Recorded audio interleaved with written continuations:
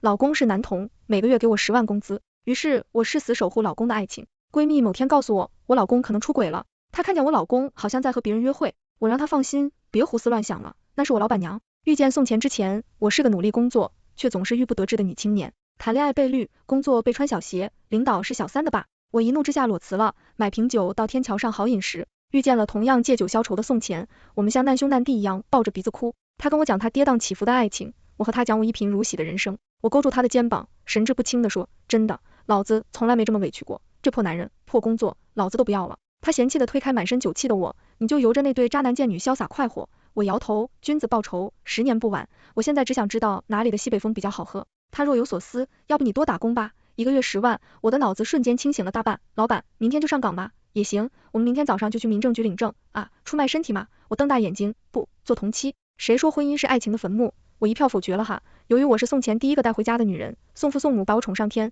宋母摸摸我的头发，揉揉我的脸，甚至趁我不注意按了下我的胸脯，马上乐不可支。哎呦，真是个姑娘，小吴娃，以后你就是我妻女儿，宋钱的小子我就交给你了，妈，你就放心吧，我以后一定和宋钱好好过。我握紧他的手，激动的承诺。宋钱说以我多2，总之老公是天，我吴思雨是死守护宋钱。好不容易拒绝了宋母提出的盛大婚礼，我去车带着我的老板回到了我的工作岗位，一栋别墅，躺在次卧的大床上，欣赏着手机里丰盈的余额。前几天的郁闷被一扫空，某淘的购物车我直接一键下单，感觉自己是这个世界上最幸福的人。临睡前，我终于想起来通知一下闺蜜我一婚。第2天，闺蜜火急火燎的跑来找我，并质问我是不是疯了。咖啡店里，我拍了拍她的肩膀，神秘兮兮的说，你要是知道她每个月给我多少，你也会觉得我命好。闺蜜狐狸的看着我，到底给多少？我伸出手，比了个10W。她震惊，不信。我冷哼一声，把我们点的咖啡结了账。她信了，因为我以前是不可能帮她买单的。吴思雨，你拿着找的财神爷，公司旁边的天桥上碰见的，难怪算命的说我这个月财运好。本来我是一点不信，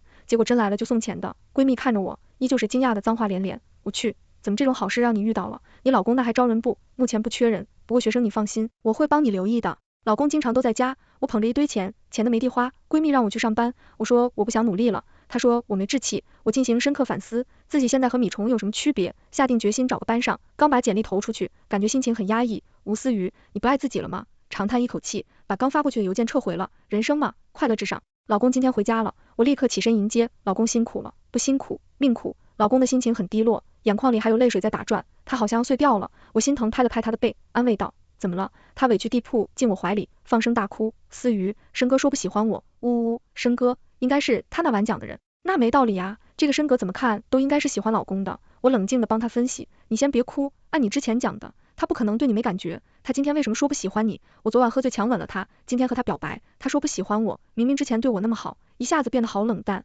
死渣男，他是不是知道你结婚了？宋钱愣了愣点头，大家都知道，那他会不会因为你已婚才拒绝你？宋钱恍然大悟，连连点头，没错，肯定是因为我结婚了。紧接着他抬眼上下打量我，我去工作，我立刻安抚他，如果是这个原因，那他绝对是喜欢你，你只需要告诉他，我们是假结婚，一切都迎刃而解了。在外，我们夫妻情色和鸣，在内，你们夫妻恩恩爱爱。在我的出谋划策下，老公和申哥在一起了，老公奖励我一个爱马仕，开立橙色荔枝纹，老公威武，我捧着包高兴转圈圈，这点出息，老公嘲笑，我拉着老公坐到沙发上，神秘细细，我还有一招，能让你们迅速感情升温，蜜里调油，我张嘴就是之前看的海棠文里的调情大法，老公一张俏脸红扑扑，真的可以这样吗？完全没问题，老板娘来了，在老公不在的时候，不知道她的目的是什么，总不能是为了给我这个爱情保安一个下马威吧？管他什么目的，我只知道伸手不打笑脸人。我欢欢喜喜的迎接他，老板娘高大威猛，手臂上的光耳头肌我看着都流口水。老公那死丫头吃的真好，申哥，来喝水。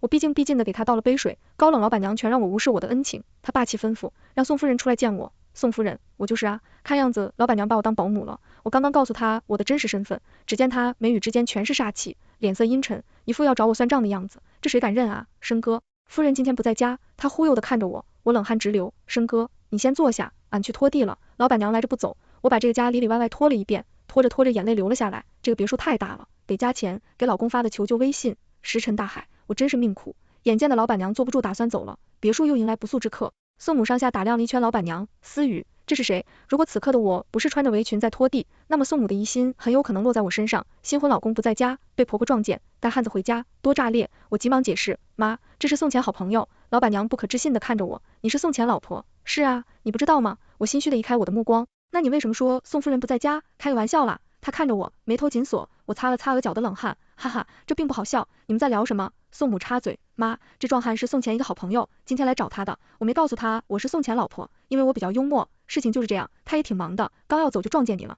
好不容易解释完，我立刻对老板娘挤眉弄眼，示意她快走。没想到老板娘是个傻的，硬是不走。不是，哥，我台阶都递到这了，你还不走，等着被宋母发现你和我老公的奸情吗？到时候你和宋钱被拆散，估计我也得和他离婚。我这么好的饭碗，要是丢了你来养我呀，我就差点老板娘跪下来求他让他快走了。在我感觉人生无望的时候，多云转晴了，老公回来了，这个家的顶梁柱回来了，一口气刚松，心又立刻提到了嗓子眼，哈哈，竟然牵了一个男人进了家门。眼看着宋母还没回头，我一个箭步冲到了他们面前，硬生生的掰开了他们十指相扣的手，然后抓着老公的手放到了我的腰间。老公，你终于回家了，妈已经等你很久了。我着重强调了妈这个字，让他意识到此刻局势的危险。他果然顿悟，揉着我走到宋母面前，妈，你来怎么也不提前说一声，我今天刚好带了我的好朋友回家吃饭。说完，他看向我旁边的帅哥，帅哥礼貌问好，阿姨好，我是陈生，宋钱的好朋友。我瞬间将我的视线移到沙发上的壮汉上，我去，真假老板娘。宋母依旧感觉十分不对劲，她质疑的看着宋钱，你今天还挺多好朋友，朋友好，朋友妙，朋友多了咱热闹。我急忙打圆场，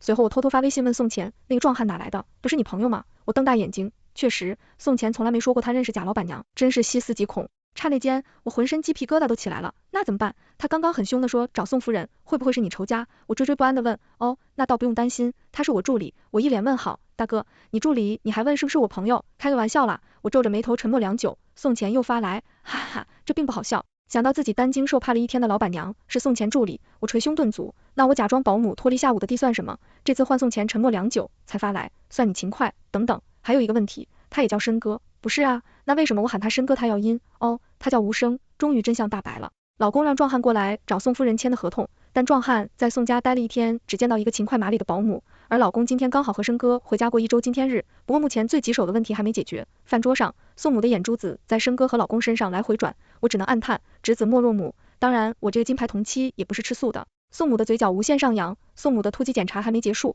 饭后，宋母送走了申哥和申哥，宋母借着和宋父吵架的理由申请留宿。此刻，老公躺在主卧2.2米的大床上，我躺在主卧2.2米的大床下，没错，我打地铺。老公在床上一连塌了好几次气，我不用想都知道，他在遗憾和申哥的一周纪念日被搅黄了，搞得跟1周年一样。虽然心里不屑，但我还是体贴安慰道，老公别难过了，至少咱过了妈这关。老公摇头，做出一副高深莫测的样子，不，你不了解吗？他表面上虽然信了，但内心肯定有很多疑虑。我不仅有些好奇，怎么戏都做到这了，还不信？说来话长，还是睡吧。他转过身去，背对着我。宋母一连住了好几天，才和宋府和好。他走的那天，我和老公同时松了口气，毕竟假装爱是门技术活，为了让这段婚姻更加真实，老公现在出去玩也会带着我，我负责狗在角落大吃大喝，爽。不过时不时会有一些人自以为幽默的来调侃我，比如现在我面前站着的肌肉男，他先对着我将衣服撩开，然后将手掌放在他硕大的胸肌上拍了拍。你能想象彭于晏在你面前脱掉上一大秀身材时，你小鹿乱撞的心动吗？当然，这和肌肉男没关系。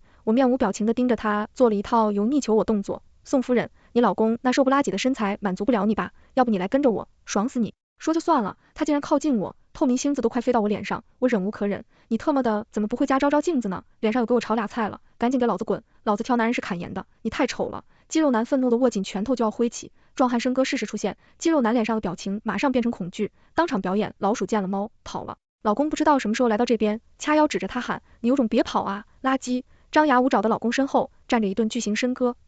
有种狗仗人势的感觉。我和老公相亲相爱的表象逐渐形成，一切都在朝着很好的方向发展。但那天摆秘书，老公和申哥偷偷幽会，被宋母抓到了。而这件事还是闺蜜告诉我的。闺蜜见过我老公的照片，在酒吧看见他和别人很亲密，她特地打电话告诉我，思雨，我和你说一件事，你做好心理准备，你那个有钱老公好像出轨了。我优雅的扶着面膜不为所动，哦，没事，那是我老板娘，闺蜜呀，要不是签了保密协议，我一定把真相告诉你。我现在的工作是多么轻松且高薪。闺蜜忽然疑惑道，哎，他们好像被一个女人抓包了。我的心一跳，让她赶紧把现场照片发给我。点开照片的一刹那，我直接撕掉脸上的面膜，飞奔出去。宋钱成身，你们为什么这么不小心？案发现场剑拔弩张，气氛严肃。根据闺蜜的转述，老公还没承认自己和申哥的奸情。我好不容易赶到，气还没喘过来，人已经演上了，直接投入老公的怀抱。老公我来了，在场的人都沉默了。我假装才注意到宋母在场，惊讶道，妈，你怎么也在？然后责怪的看了老公一眼，你把妈喊出来玩，也不提前跟我说一声，早知道我早点过来陪妈了。我又跑到宋母身边，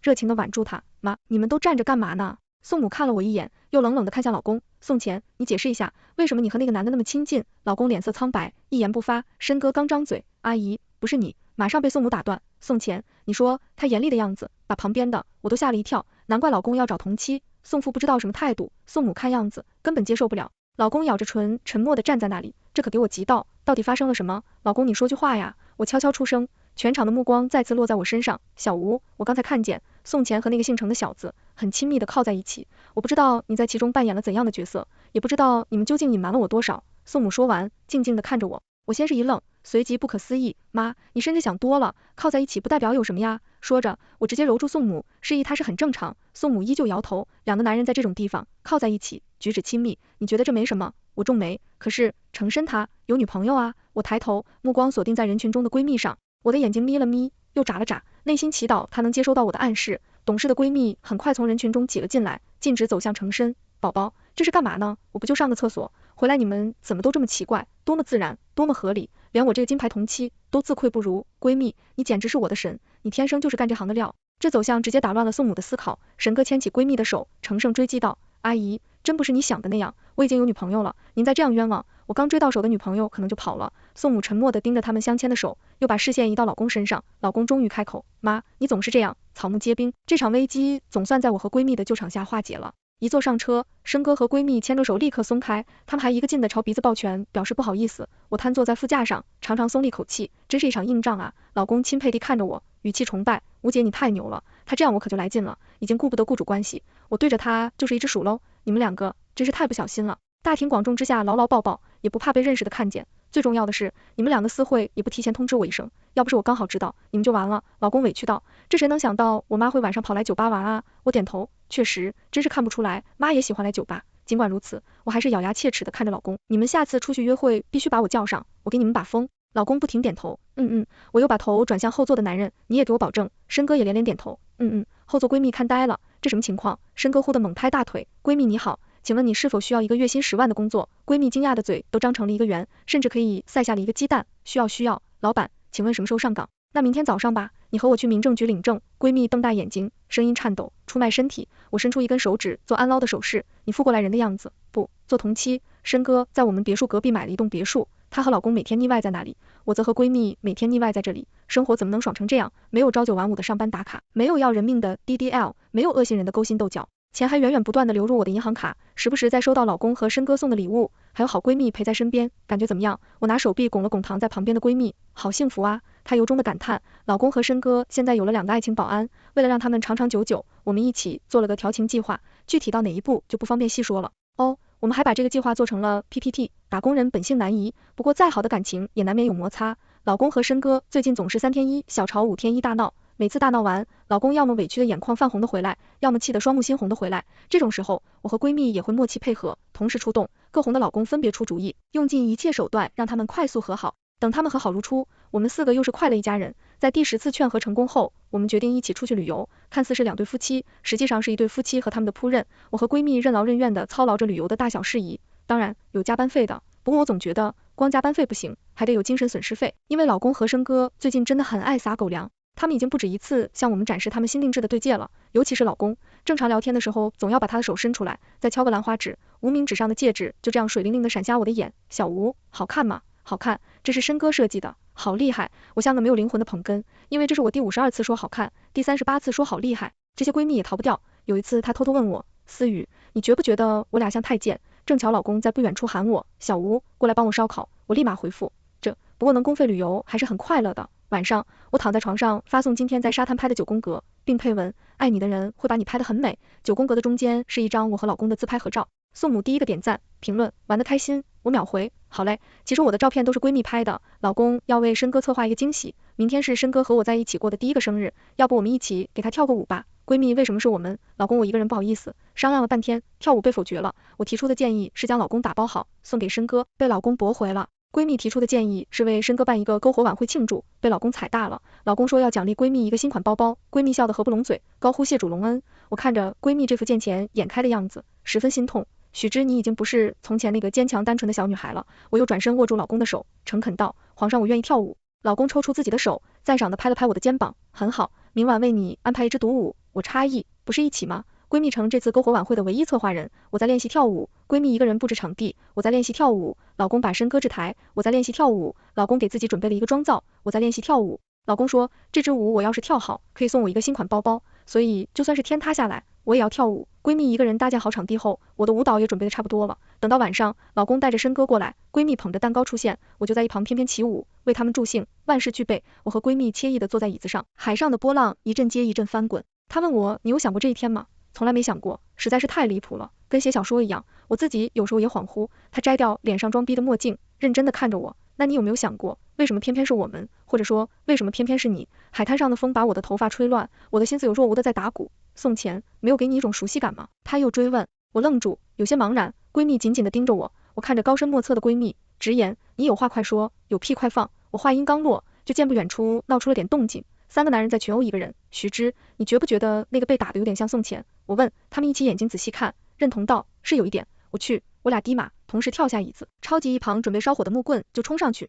那几个男的完全没想到会被2个女人从背后突袭，反应过来的时候，他们已经挨了好几棒。就你刚刚打了他一巴掌对吧？我挥起木棍，狠狠地抽向一个男人，他立刻疼得龇牙咧嘴。不是，你谁啊？我让你问了吗？又是一棒，每一棒都用了全力，他被打得东倒西歪，竟然还跳起来，指着宋钱骂，你个娘炮，只敢躲在女人背后。我的怒火更加蹭蹭蹭的往上涨，你没资格骂他！我喊完，直接天降神力，将他一脚踹到地上，也可能是他本身就站不稳，我撸起袖子，还想继续教训他，闺蜜忽然拉住我，示意前面来了浩浩荡荡的一群人，个个高大威猛，还打吗？闺蜜小声问。至少10个，他们气势汹汹的赶来，我感觉自己好像也没那么生气了，打个屁，跑啊！我一把抓起猛圈的宋钱，和闺蜜拔腿就跑，我从来没跑过这么快，但是一想到在后面追着我们的人，我想我还能加速，好不容易跑回我们安保性极强的酒店，我直接累倒在地上，酒店的工作人员全都惊差的看着躺在地上大口呼吸的我，这个小姐怎么了？有人问。为了不影响酒店的风貌，我颤抖地支起自己的身体，和旁边也跑到断气的2人依靠着回房。我和闺蜜一人一边为宋钱上药，